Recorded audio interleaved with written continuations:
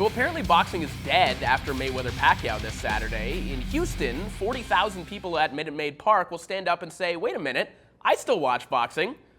Canelo Alvarez will take on James Kirkland in the first boxing event ever at the home of the Houston Astros, as Golden Boy continues to have to find gigantic venues to accommodate the massive popularity of the red-headed superstar. Canelo is one of the most visible and popular fighters of the past 5 years.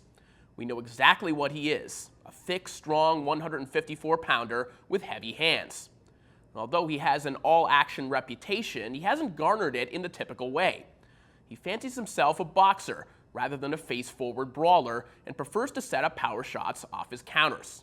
Against Kirkland, he'll have no choice but to fight backing up. At his best, the Mandingo Warrior is one of the most ferocious pressure fighters in the sport. But whether or not this fight turns out to be competitive relies solely on which version of James Kirkland shows up.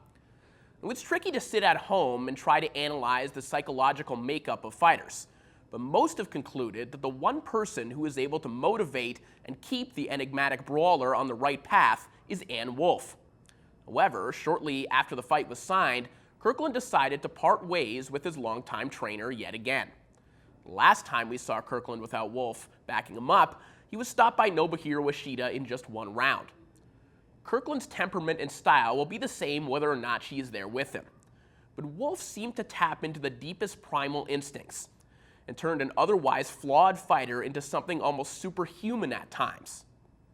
If Kirkland encounters turbulence against the #1 junior middleweight in the world, and he most certainly will, how will he react without being able to hear the voice that's guided him through all the adversity in his life thus far?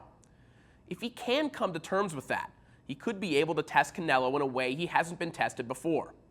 No fighter Canelo has ever been in the ring with has been tenacious or strong enough to back him up and make him fight on the inside any time other than when he actually chooses to do so. But if he can't, then he'll make Canelo look spectacular once again, which is what most people are paying to see anyway.